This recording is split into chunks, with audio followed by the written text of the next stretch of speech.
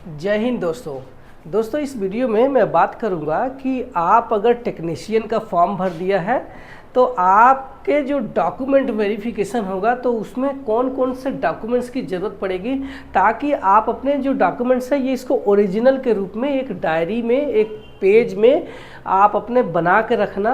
एक हो सके तो एक फ़ाइल अलग से बना के रखना और उस फाइल में आपके ये डॉक्यूमेंट्स ज़रूरी है ये रखना, और ताकि आपका जो है डॉक्यूमेंट्स वेरिफिकेशन में कोई भी प्रकार की प्रॉब्लम नहीं आएगा। जब आप वहाँ जाएंगे तो आसानी से उस डॉक्यूमेंट्स को दिखा देंगे तो आपका सिलेक्शन हो जाएगा। तो इस में हमने कौन कौन से डॉक्यूमेंट्स ज़रूरी है इस बोर्ड पे लिखा है, एक एक करके देख लेंगे। तो यहाँ पे हमने लिखा है ओरिजिनल, यानी कि ओरिजिनल के साथ साथ आपके साथ में उनके जो फ़ोटो कॉपी है यानी जो ज़ेरॉक्स कॉपी है उसको भी लेके जाना है, और हर एक के दो दो तीन तीन ज़ेरॉक्स करके आप अपने पास रख के चले जाना।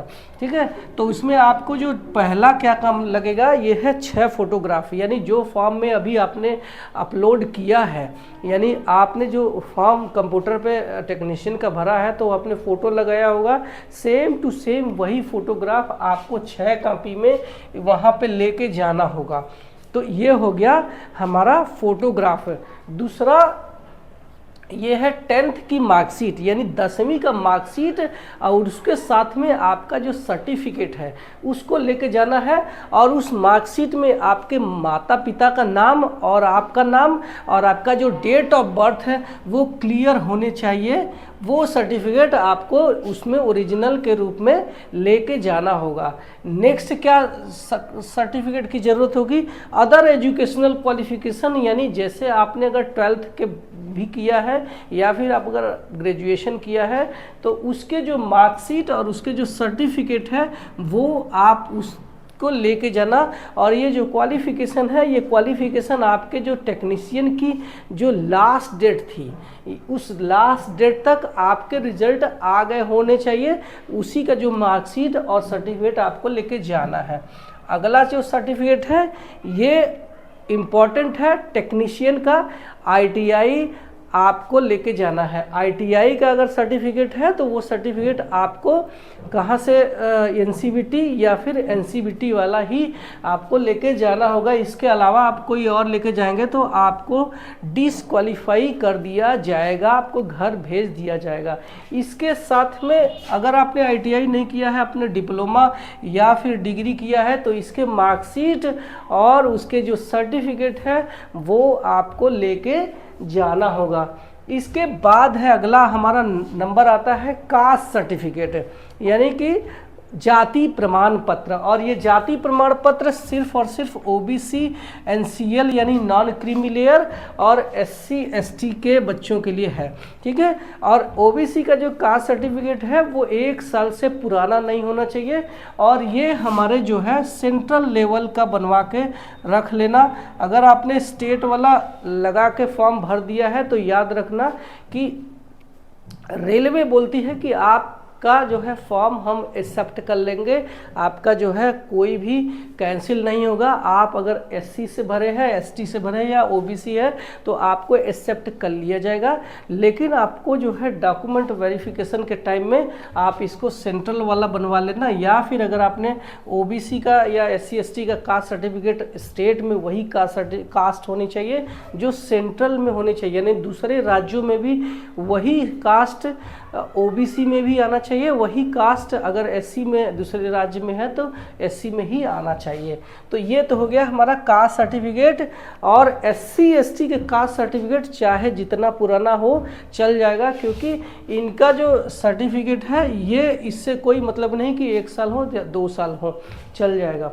अब हम आते हैं उसके बाद EWS यानी इकोनॉमिकली वीकर सेक्शन का अगर किसी ने रिजर्वेशन से सिलेक्शन लिया हुआ है तो ये आपको इकोनॉमिकली वीकर सेक्शन का जो सर्टिफिकेट है 1 साल पुराना नहीं होना चाहिए, 1 साल के अंदर आपका बना होना चाहिए तो आपका चल जाएगा।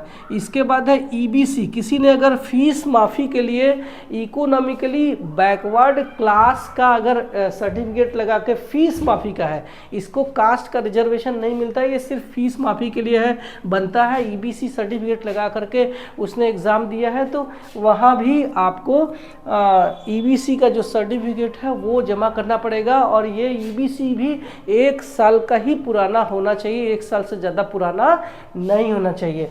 तो ये हो गया हमारा ईडब्ल्यूएस और ईबीसी। अगला है हमारा आई कार्ड। आई कार्ड आपका कोई भी होना चाहिए, चाहे आपका आधार कार्ड हो तब भी चलेगा, पैन कार्ड, वोटर कार्ड या फिर ड्राइविंग लाइसेंस, या फिर विदेश जाने के लिए अगर आपने पासपोर्ट बनाया है तो भी आपका चल जाएगा। यहाँ पे बहुत सारे लोगों का सवाल आता है क्या मैं डोमिसाइल सर्टिफिकेट यानी कि जो निवास प्रमाण पत्र है वो भी ज़रूरत होती है। तो आपकी जानकारी के लिए बता दूं कि निवास प्रमाण पत्र बनाने की ज़रूरत नहीं, ये जो हमारा आधार कार्ड है ये ऑल ओवर इंडिया में चलता है। तो अगर आधार कार्ड है तो इससे ये साबित होता है कि आप जो है भारत के रहने वाले हैं। और अगर आपने कास्ट सर्टिफिकेट बनाया होगा तो आपने देखा होगा कि ओबीसी या एससी एसटी का जो कास्ट सर्टिफिकेट है इनमें भी लिखा रहता है क्लियर शब्दों में कि ये उत्तर प्रदेश से आने वाली जाति में आती हैं या ये राजस्थान से आने वाली ओबीसी जाति में आती हैं, इस तरीके से वहाँ पे मेंशन रहता है। तो यहाँ पे निवास प्रमाण पत्र की ज़रूरत नहीं होती है। अगला सर्टिफिकेट क्या ज़रूरत होती है? एनओसी। अगर आप रेलवे में काम करते हैं, मान लीजिए आपने ग्रुप डी में काम कर रहे थे लेकिन आप ग्रुप सी यानी टेक्नीशियन में जाना चाह रहे हो और आपने थ्रू प्रॉपर चैनल भरा हुआ है रेलवे के थ्रू, तो आपको वहाँ पे एनओसी देना ही होगा। इसको बोलते हैं नो ऑब्जेक्शन सर्टिफिकेट। ठीक है, आप अगर चाहे पब्लिक सेक्टर यूनिट में भी काम करते हैं तो भी अगर आपने बताया है अपने फॉर्म में भरते समय क्लियर शब्दों में बताया है कि आपने रेलवे एम्प्लॉई है क्या, आपने यस किया हुआ है, आप कहीं जॉब कर रहे हैं क्या, आपने यस किया हुआ है, तो अगर आपने यस किया हुआ है तो आपको वो सर्टिफिकेट देना पड़ेगा।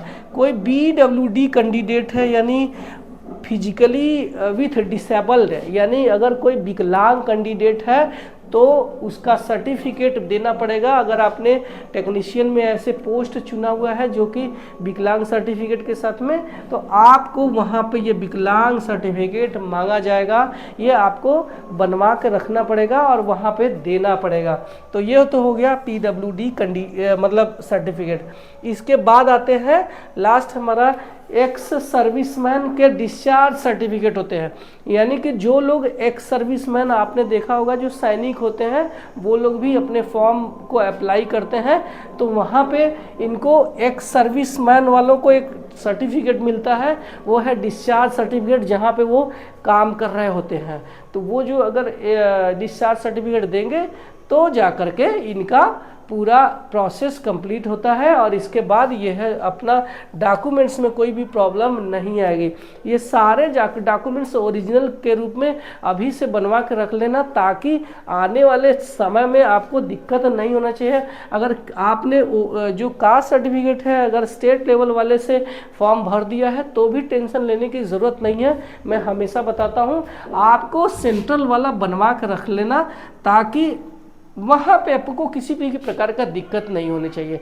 और आपकी जानकारी के लिए बता दूँ ये जो कास्ट सर्टिफिकेट है ये ऑनलाइन भी बनता है, आप चाहे तो घर भी आप बैठ के उसको ऑनलाइन एप्लीकेशन दे सकते हैं, वो बन जाएगा। 15 से 20 रुपये कुछ चार्ज है। और या फिर आप ऑफलाइन जाएंगे तो जो डीएम ऑफिस है वो डीएम ऑफिस में आपने गए तो आपका जब जान पहचान, या तहसीलदार ऑफिस में गए तो वहाँ आपका जो जान पहचान अगर है तो आप शायद 1 दिन में या 2 दिन में इसको बनवा के रख लेंगे। ये था हमारा एक वीडियो जो कि टेक्नीशियन के डॉक्यूमेंट वेरिफिकेशन पे था। आपको कैसा लगा कमेंट सेक्शन में ज़रूर बताना, और कोई सवाल होगा तो भी कमेंट करना, मैं उसका रिप्लाई करूँगा। मिलते हैं अपने अगले वीडियो में। आप पहली बार मेरे चैनल पर आए हैं तो सब्सक्राइब कर लेना। Bye bye.